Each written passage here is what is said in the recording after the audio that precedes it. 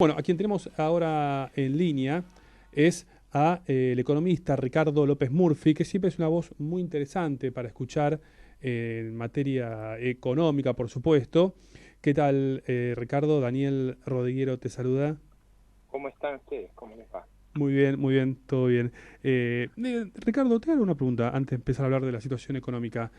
Eh, que hoy con la distancia, con ya casi 20 años esa conferencia de prensa donde vos diste como ministro de Economía y que fuiste mediáticamente bastante criticado y demás. Hoy, casi 20 años después, ¿qué opinión tenés de aquel momento? ¿Qué De la medida, fue, por supuesto, ¿no? qué fue, qué fue lo que había que hacer? O sea, yo ahí creo que con el beneficio del tiempo se ve más claro.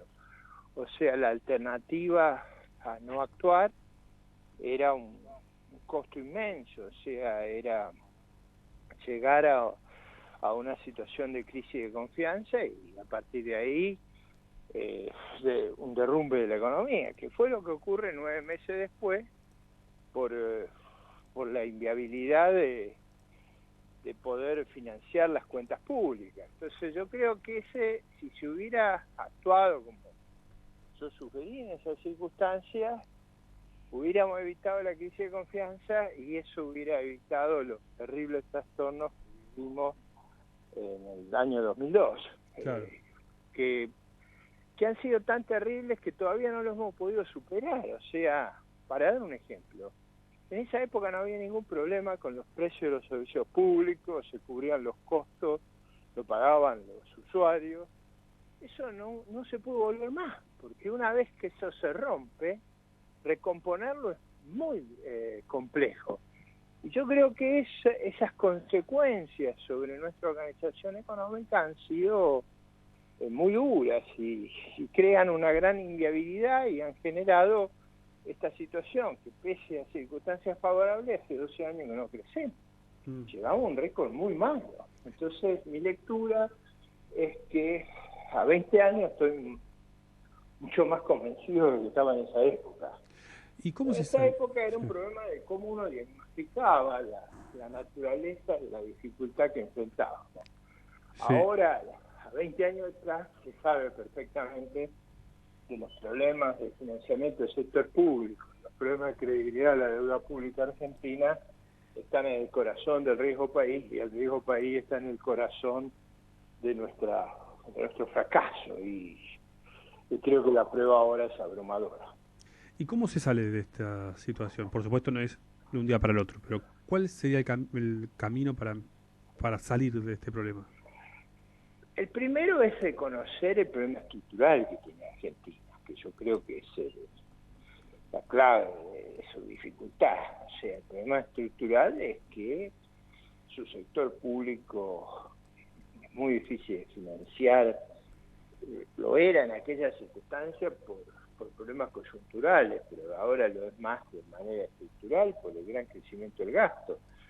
Y que el gasto ha crecido enormemente sin que la economía haya acompañado. Entonces, ahora los problemas, digamos, de encauzamiento de la economía argentina son más complejos que antes. Mm. En aquella época lo que jorobaba mucho era la crisis asiática, la crisis brasileña, la crisis rusa, el derrumbe de los precios de las commodities. Ahora no es eso, ahora tenemos un problema estructural muy complejo de resolver, Sí. que sin duda requerirá una reestructuración muy profunda de nuestra economía, donde básicamente para poder salir tenemos que crecer en base a exportación, e inversión, o sea, empleo productivo. Y ese diagnóstico es crucial para evitar reiterar los ciclos digamos, de desorden fiscal. Por ejemplo, hemos reestructurado la deuda, ahora va a ser la quinta oportunidad en 30 años.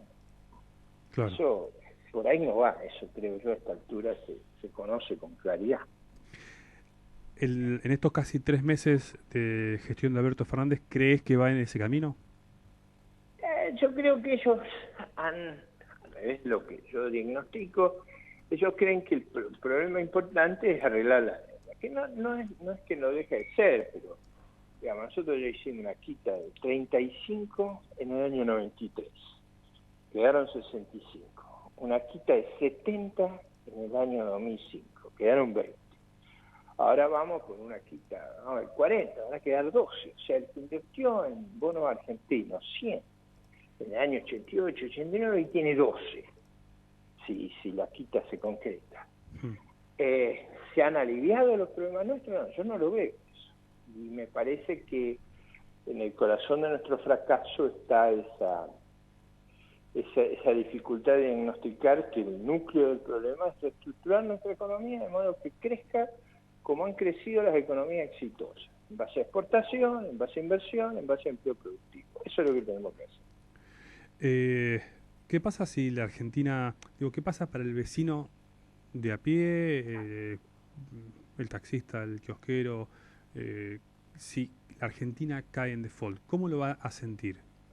Bueno, eso dificultaría las cosas, porque eso haría que ahora, digamos, que toda la inversión, toda la perspectiva de la economía entren en una sombra muy profunda, porque al estar en una situación de impago, de juicios, de conflicto, hace mucho más difícil convocar inversión.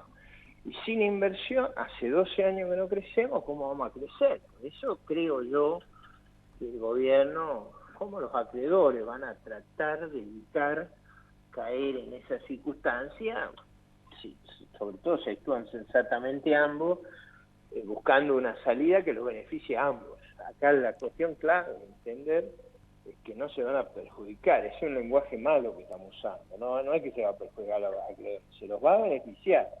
La quita es para que podamos cooperar más efectivamente y que ellos salgan ganando respecto al escenario de un conflicto.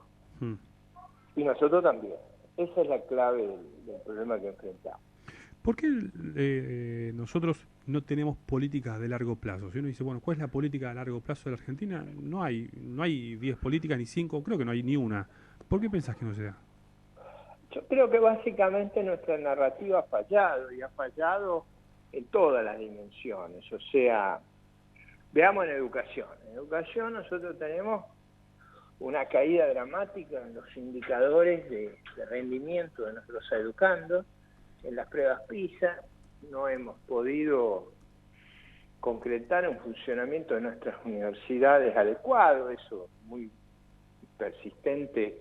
Por ejemplo, en los escritos del profesor Guadagni, que ha señalado en reiteradas oportunidades la ineficiencia de nuestro gasto educativo. Y la verdad es que es un tema tabú en la Argentina para abordar, pero que yo creo muy decisivo para la acumulación de capital humano, que es uno de los insumos decisivos del crecimiento.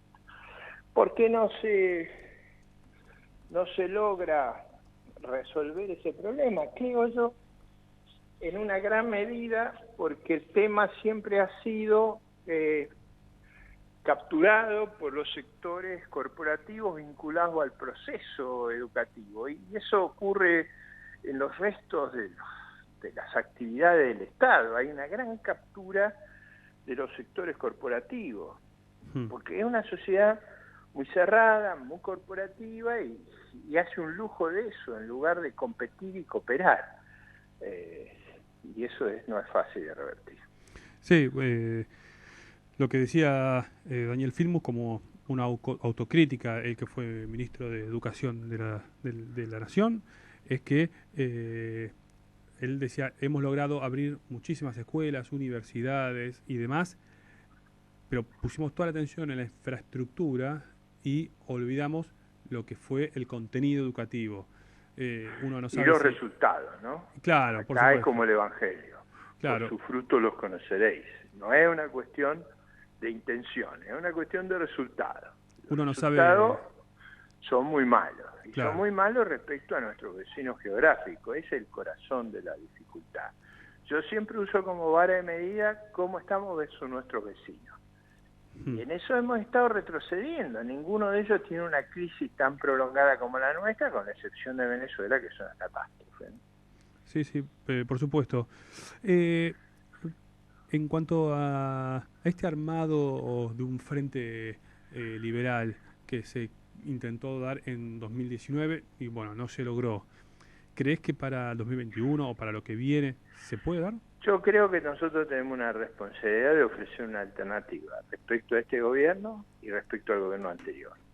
Eso me parece que es muy decisivo, porque a todos los problemas que tenemos hay uno muy significativo que es de representatividad. Mucha gente se ha acostumbrado en la Argentina a votar el mal menor. Eso genera con el tiempo un profundo desagrado y una profunda frustración con el Claro. sistema de representación política.